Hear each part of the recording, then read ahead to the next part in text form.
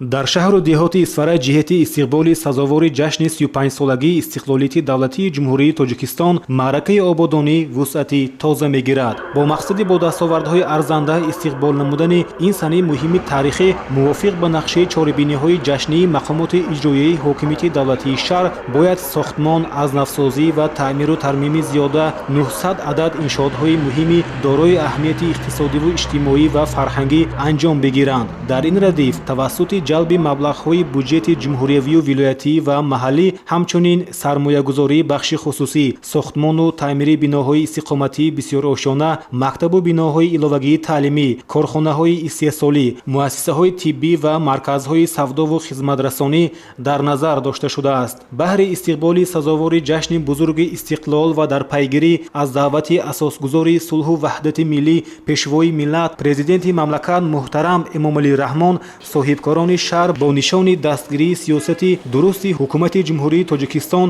ва эътимоди қавӣ ба фардои неки ватани маҳбуб дар раванди умури бунёдкориву созандагӣ ва маъракаи ободонӣ мавқеи пешсафиро ихтиёр намуданд. Ахиран дар доираи тадбирҳои созандагӣ бо ибтикори соҳибкори маҳаллӣ Фозилбек Сулаймонов дар маркази шаҳр боз як маркази тозабунёди фурӯши дорувориҳо ба фаъолият оғоз намуд. Иншооти муосири хизматрасонӣ дар масоҳати 180 метри мураббаъ бо харҷи зиёда аз 460 000 сомонӣ бунёд гардида 13 нафар сокинони шаҳр соҳиби ҷойи кори доимӣ ва бо маоши хуб таъмин гардиданд. Ба дорухона беш аз 5000 намуди дорувориҳои баландсифат аз кишварҳои гуногун ворид карда шуда бо нархҳои нисбатан арзон ба ҳамдиёрон пешниҳод карда мешаванд. Ҳамзамон соҳибкор тасмим гирифтааст ки минбаъд дар заминаи марказ бо истифода аз гиёҳҳои шифобахши диёр истеҳсоли маводи доруворӣ ва лавозимоти тиббиро низ роҳандозӣ намояд. Маркази хизматрасонӣ бо ҷойи кори доимӣ ки ба 13 нафар ҷойи кори доимӣ мебошад ба бахшида ба 35-солагии истиқлолияти ҷумҳурии Тоҷикистон бунёд намудем.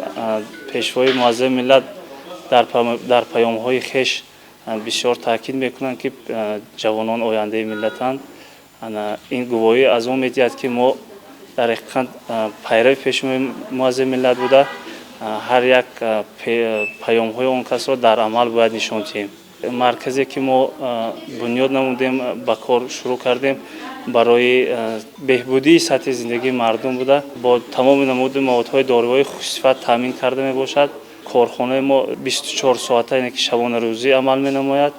Оянда нақша гирифтем ки барои дар дохили шаҳр дастрас намудани маводҳои доруворие ки баъзе нафақахӯрон калонсолоне ки омада наметавонанд ба онҳо ҳаракат мекунем ки ба хонаҳошон маводҳои дорувориро дастрас намояд.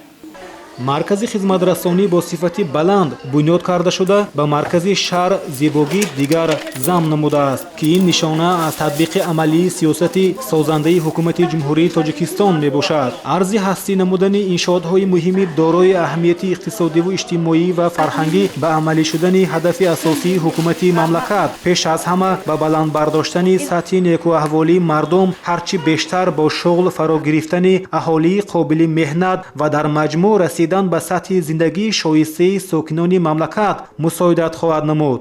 Собир Аюбӣ, шаҳри Исфара, Ахбор.